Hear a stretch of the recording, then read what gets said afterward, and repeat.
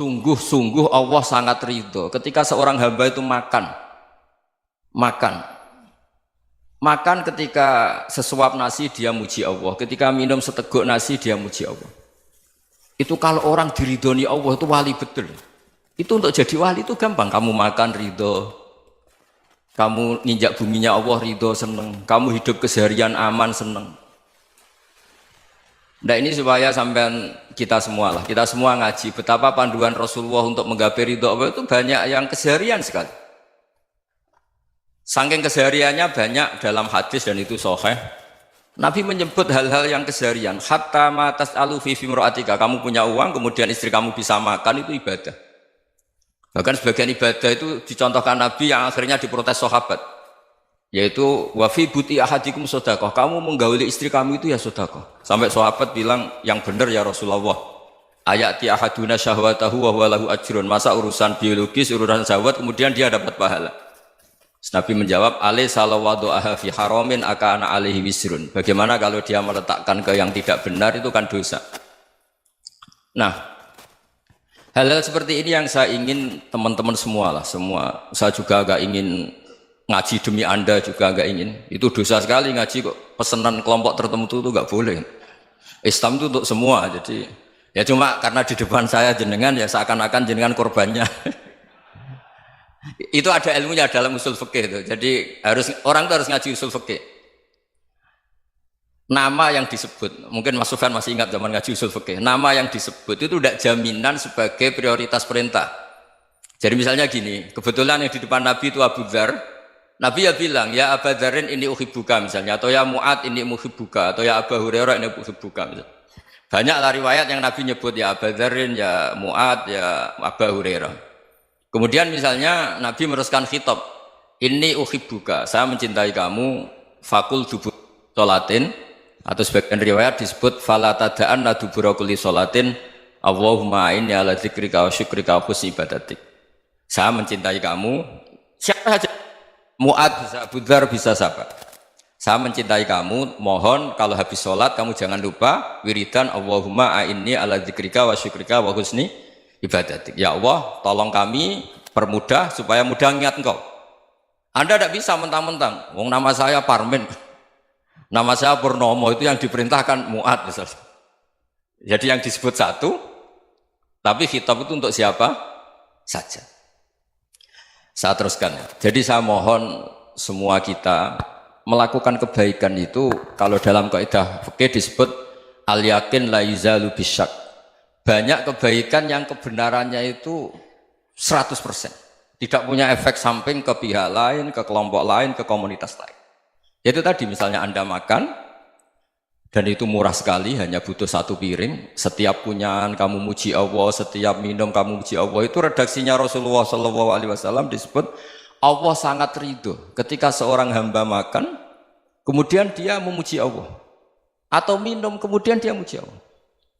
Logikanya gampang, negara seperti ini yang kamu harapkan bentuknya kayak apa, mertua, ipar, komunitas, tetangga, itu nyata terjadi itu kan belum pasti.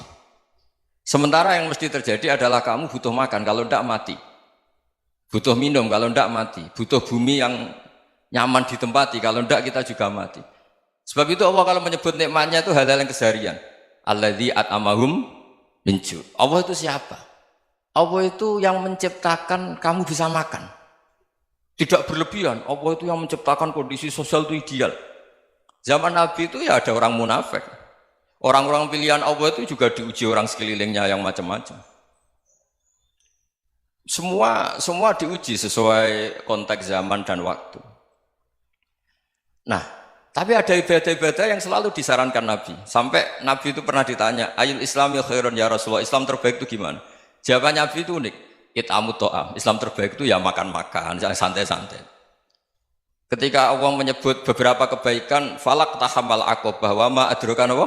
Mal akobah. Terusannya apa? Fakku rokobah. Terusannya apa? Au it'amun fiyaumin di masubaya, atau acara makan-makan itu juga Islam. Kenapa?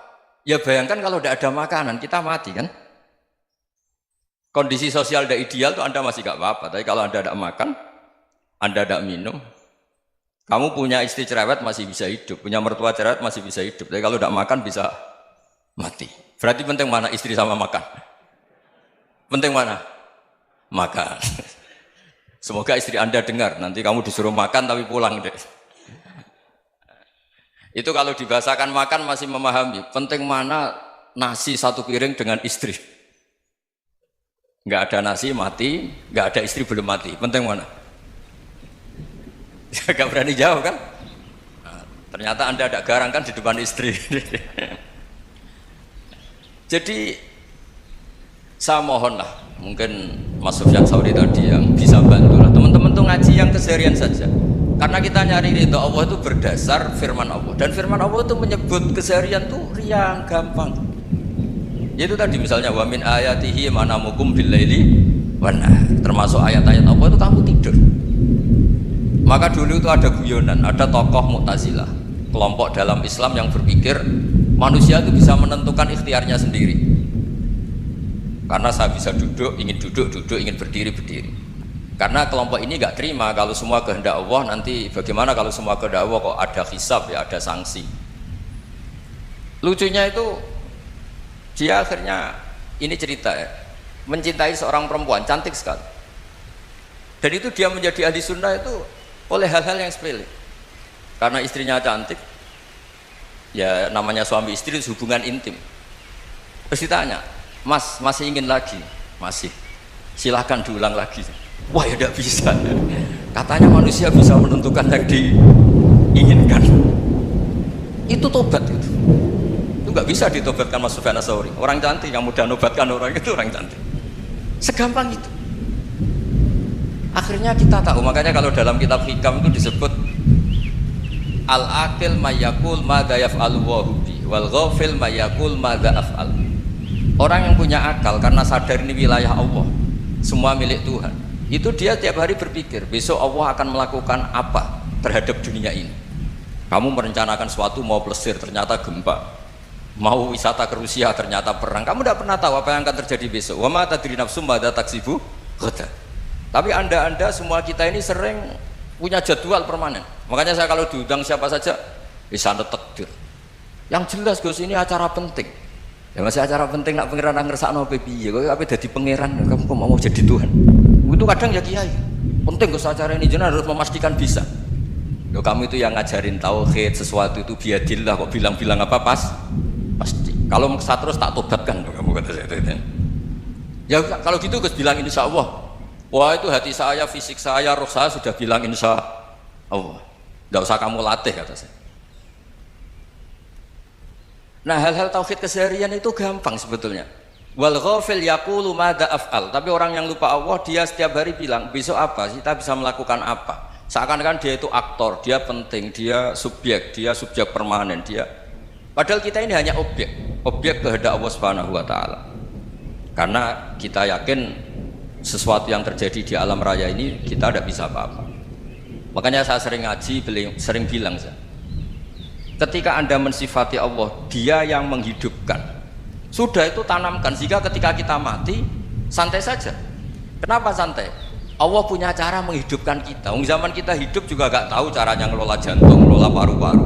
Kamu juga gak tahu ngelola oksigen yang tidak beracun, tidak mengandung polusi. Tahu-tahu hidup. Gak ingin tua ya tahu-tahu tua, gak ingin mati tahu-tahu mati. Selama ini kita hidup juga agak tahu apa-apa. Hanya gaya tok, punya jadwal, punya planning. Kalau kamu bisa menentukan pilihan Anda, pasti Anda istrinya cantik, 4 neriman semua, kona'ah semua. Nyatanya enggak kan? Ada 1 jelek, cerewet. Wah itu kan. Nyatanya enggak bisa apa-apa Anda kan? Dan kamu bawa mati lagi. Itu kan. Istri Anda juga gitu, punya keinginan punya suami yang ganteng, yang jabat, yang beriman, yang enggak poligami. Ya tidak kesampaian juga. Kalau kita ngitung tingkat kegagalan kita itu gagal terus. Ya kan? Nah, terus ingat Allah, madza yaf'alu wa bi.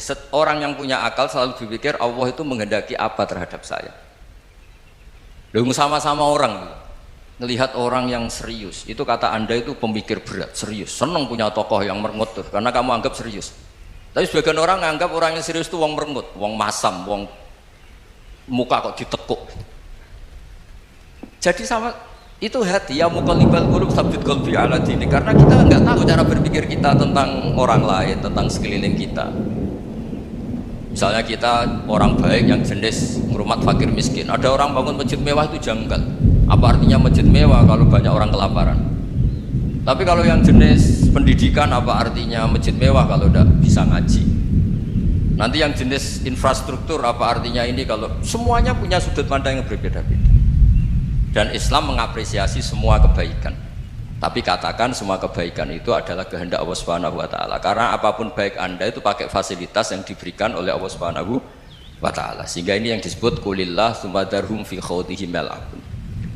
Ya kembali tadi ke tema-tema bahwa keseharian Anda ini sudah Islam.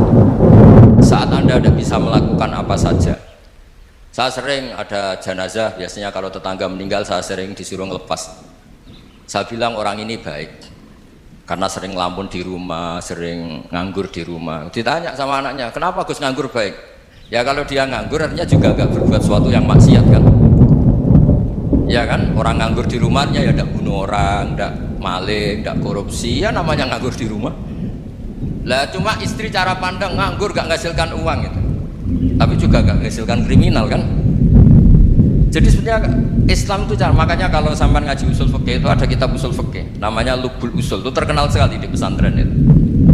Itu kalau ngapresiasi keseharian itu luar biasa. Itsma min mubahin illa wa yatahaqqaqu bihi tarku haramimma. Karena keseharian yang mubah saat Anda lakukan itu ada kehebatan yang luar biasa, yaitu meninggalkan haram. Makanya dulu banyak orang-orang alim ketemu temannya itu guyon sampai semalaman. Itu biasanya yang semangat Islam itu, kiai kok tidak tahajud, kiai kok tidak witir. Orang yang sedang mapan uangnya banyak, malam itu tidak kelayaban itu sudah luar biasa. Melawan nafsu supaya tidak maksiat itu sudah luar biasa. Supaya lupa guyon sama temannya semalaman sampai subuh, gejlok-gejlokan kenang zaman miskin, zaman kuliah nggak jelas, zaman apa. Melihatnya jangan tarkut tahajud seperti ini, meninggalkan tahajud, tapi meninggalkannya ini talkul muharramat. Jadi kayak apa hebatnya? Sehingga Imam Ghazali punya riwayat yang agak unik.